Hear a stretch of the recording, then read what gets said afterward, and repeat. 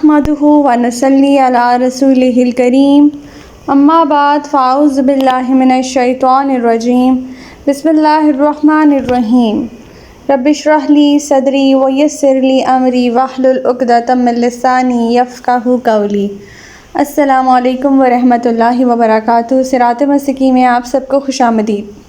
पिछले सबक में हम लोगों ने पढ़ा था कि अल्लाह ताला फरमाते हैं, ग़ज़वा उहद का तज़किरा फरमाते हैं अल्लाह ताला, और उसमें फरमाते हैं कि जो तीर अंदाज़ जिन्होंने अपनी जगह छोड़ दी थी जबकि नबी पाक सल्लल्लाहु अलैहि वसल्लम ने हुक्म दिया था कि उस जगह से नहीं हिलना चाहे कुछ भी हो जाए, लेकिन उन्हें माल व मता का इतना लालच था, और उसकी रीज़न हमें अल्लाह ताला ने बताई कि दुनियावी माल के लिए थोड़ी सी उनके दिल में गुंजाइश थी।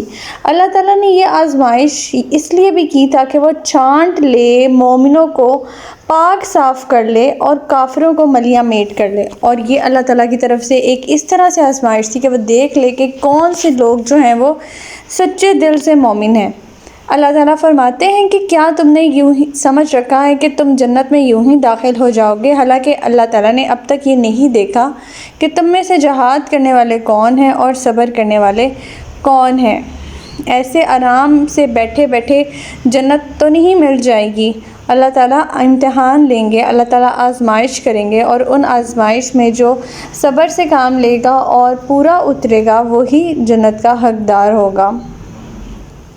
फिर अल्लाह ताला फरमाते हैं कि इससे पहले तो तुम लोग शहादत की यानी आरज़ू किया करते थे, अब तुम जंगे उहद में ख़ुद तुमने देख लिया है कि क्या तुम्हारे साथ माजरा हुआ है।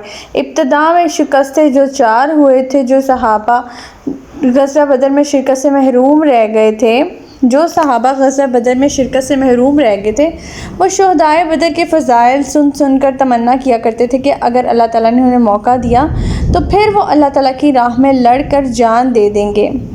तो अब ये हो गया, ये सब कुछ हो गया, जंगे उहद हो गई, शुहदा भी हो गए काफ़ी ज़्यादा। इस आयत में इन्हीं लोगों से ख़िताब है कि जो चीज़ तुम चाहते थे यानी शहादत, वो तुम्हें मुयस्सर आ गई है, अब पीछे हटने का क्या मकसद है। इसी सिलसिले में हम लोगों ने एक हदीस भी पढ़ी थी कि जिसमें नबी पाक सल्लल्लाहु अलैहि वसल्लम फरमाते हैं कि कभी भी ये मत आरज़ू करो कि दुश्मन से मतभेड़ हो जाए, अगर ऐसा मौका आ जाए तो फिर साबित कदमी दिखाओ।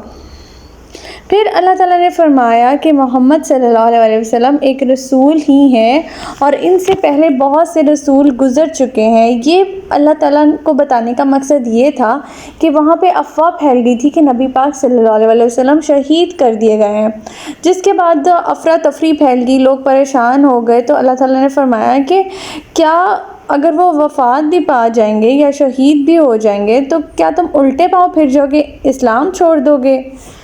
अगर इस्लाम छोड़ दोगे तो अल्लाह ताला का तो तुम कुछ नहीं बिगाड़ सकते, और शुक्रगुज़ार होंगे जो लोग, अल्लाह ताला उन्हें बहुत जल्द ही अच्छा बदला देगा।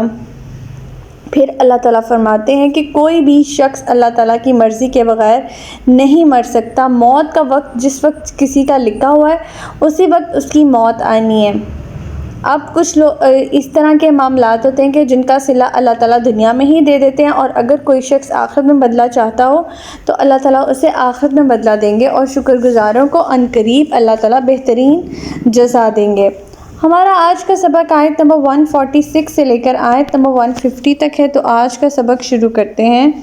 बिस्मिल्लाहिर्रहमानिर्रहीम।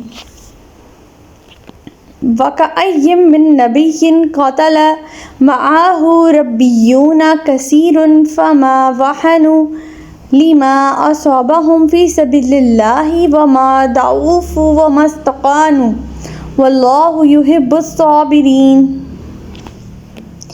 कितने ही नबी गुज़र चुके हैं जिनके साथ मिलकर बहुत से अल्लाह वालों ने जहाद किया। इनको अल्लाह की राह में जो मसाइब दरपेश हुए, इनमें ना तो उन्होंने हिम्मत हारी, ना कमज़ोरी दिखाई, और ना ही कुफ्र के आगे सररुगू हुए। ऐसे ही साबित कदम रहने वालों को अल्लाह ताला पसंद करता है। अब इस आयत में अल्लाह ताला साबिका अंबिया और मुजाहिदीन की मिसाल देकर जंग उहद वाले मोमिनीन को समझाते हुए क्या फरमा रहे हैं? फरमा रहे हैं कि अगर तुम्हें वक्ती तौर पर शिकस्त का सामना करना पे पड़ गया था तो इस वक्त बेदिल ना होते, बेसब्री ना दिखाते और ایمان والوں کا شیوا یہ ہوتا ہی نہیں ہے کہ وہ بہت جلدی اپنا دل چھوڑ دیں۔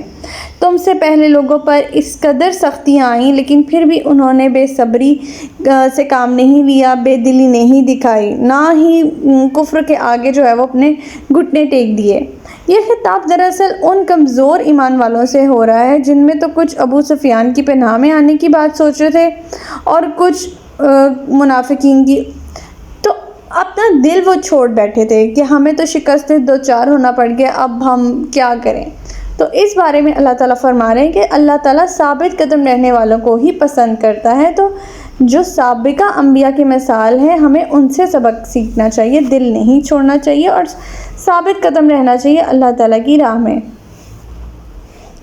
آیت نمبر 147 وَمَا كَانَ قَوْلَهُمْ إِلَّا أَن قَالُوا رَبَّنَا اغْفِرْ لَنَا ذُنُوبَنَا وَإِسْرَافَنَا فِي أَمْرِنَا وَثَبِّتْ أَقْدَامَنَا وَانصُرْنَا عَلَى الْقَوْمِ الْكَافِرِينَ۔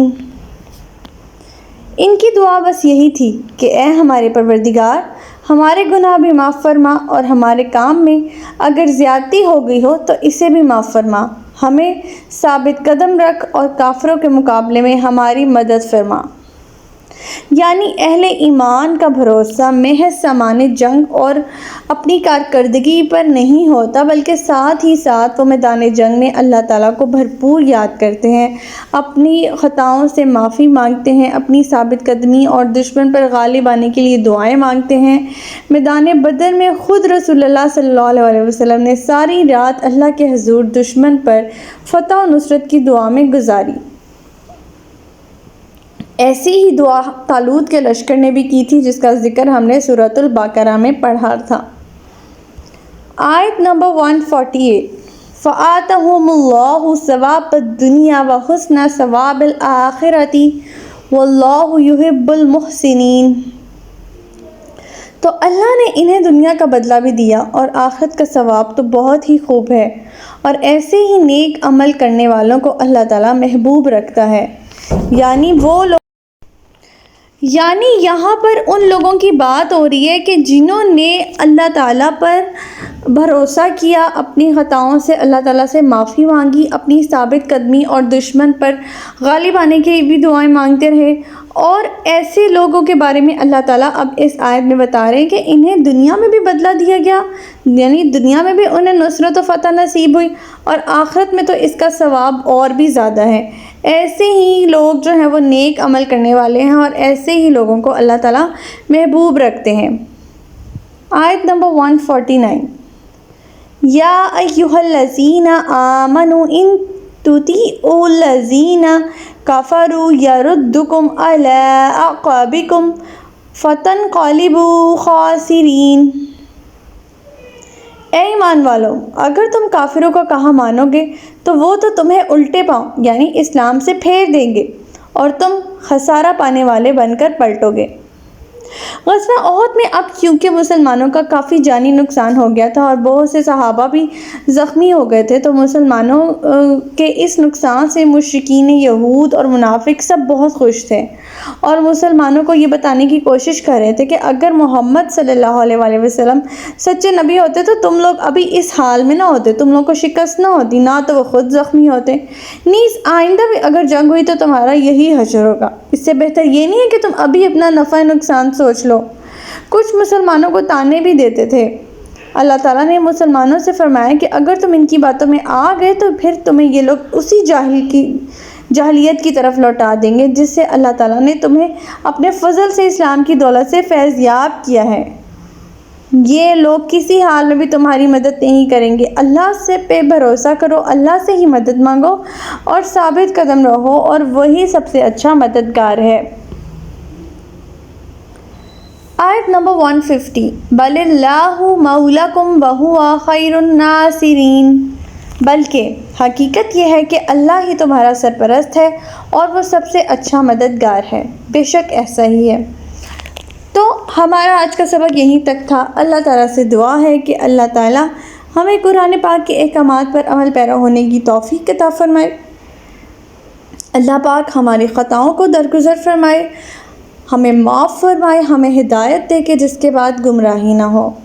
ربنا لا تزغ قلوبنا بعد إذ هديتنا وهب لنا من لدنك رحمة إنك أنت الوهاب سبحانك اللهم وبحمدك أستغفرك وأتوب إليك۔